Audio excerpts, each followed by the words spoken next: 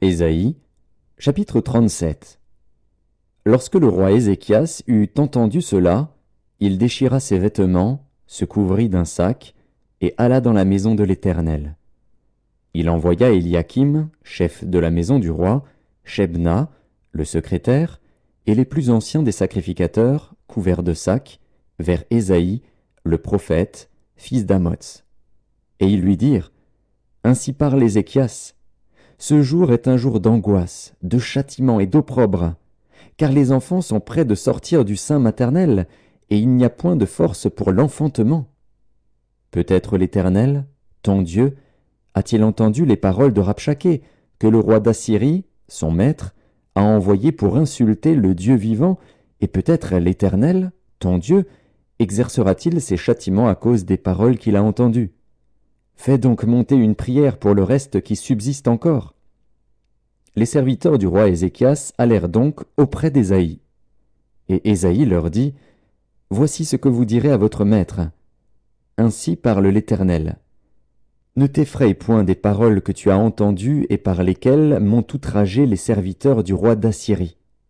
Je vais mettre en lui un esprit tel que, sur une nouvelle qu'il recevra, il retournera dans son pays, et je le ferai tomber par l'épée dans son pays. » Rabshaké, s'étant retiré, trouva le roi d'Assyrie qui attaquait Libna, car il avait appris son départ de Lachis.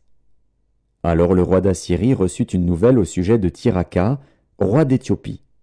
On lui dit, « Il s'est mis en marche pour te faire la guerre. » Dès qu'il eut entendu cela, il envoya des messagers à Ézéchias, en disant, « Vous parlerez ainsi à Ézéchias, roi de Juda.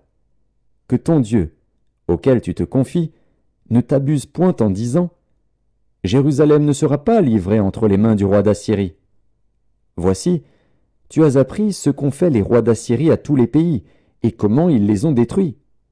Et toi, tu serais délivré? Les dieux des nations que mes pères ont détruites les ont-ils délivrés? Gozan, Charan, Retsef, et les fils d'Éden qui sont à Télassar? Où sont le roi de Hamath, le roi d'Arpad, et le roi de la ville de Sepharvaïm, d'Ena et d'Ivva? Ézéchias prit la lettre de la main des messagers et la lut. Puis il monta à la maison de l'Éternel et la déploya devant l'Éternel, à qui il adressa cette prière. « Éternel des armées, Dieu d'Israël, assis sur les chérubins, c'est toi qui es le seul Dieu de tous les royaumes de la terre, c'est toi qui as fait les cieux et la terre. Éternel, incline ton oreille et écoute. Éternel, ouvre tes yeux et regarde. Entends toutes les paroles que Sanchérib a envoyées pour insulter au Dieu vivant. Il est vrai, ô Éternel, que les rois d'Assyrie ont ravagé tous les pays et leur propre pays, et qu'ils ont jeté leurs dieux dans le feu.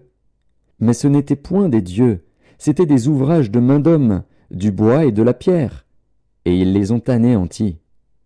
Maintenant, Éternel, notre Dieu, délivre-nous de la main de Sanchérib, et que tous les royaumes de la terre sachent que toi seul es l'Éternel. » Alors Ésaïe, fils d'Amoz, envoya dire à Ézéchias, « Ainsi parle l'Éternel, le Dieu d'Israël. J'ai entendu la prière que tu m'as adressée au sujet de Sanchérib, roi d'Assyrie. Voici la parole que l'Éternel a prononcée contre lui. Elle te méprise, elle se moque de toi, la Vierge, fille de Sion. Elle hoche la tête après toi, la fille de Jérusalem. Qui as-tu insulté et outragé? Contre qui as-tu élevé la voix? Tu as porté tes yeux en haut sur le sein d'Israël. Par tes serviteurs tu as insulté le Seigneur, et tu as dit, « Avec la multitude de mes chars, j'ai gravi le sommet des montagnes, les extrémités du Liban. Je couperai les plus élevés de ses cèdres, les plus beaux de ses cyprès, et j'atteindrai sa dernière cime, sa forêt semblable à un verger. J'ai ouvert des sources, et j'en ai bu les eaux, et je tarirai avec la plante de mes pieds tous les fleuves de l'Égypte. N'as-tu pas appris que j'ai préparé ces choses de loin, et que je les ai résolues dès les temps anciens? Maintenant j'ai permis qu'elles s'accomplissent, et que tu réduises des villes fortes en monceaux de ruines. Leurs habitants sont impuissants, épouvantés et confus.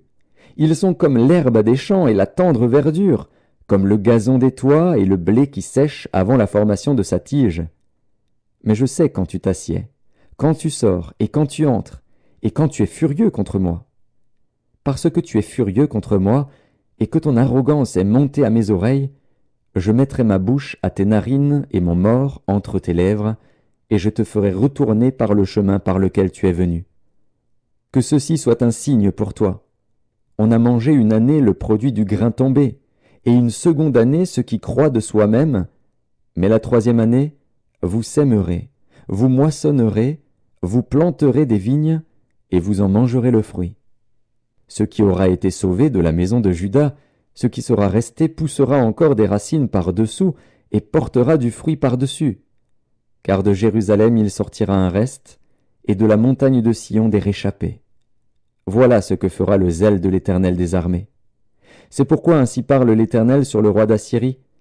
Il n'entrera point dans cette ville, il n'y lancera point de trait, il ne lui présentera point de bouclier, et il n'élèvera point de retranchement contre elle. Il s'en retournera par le chemin par lequel il est venu, et il n'entrera point dans cette ville, dit l'Éternel.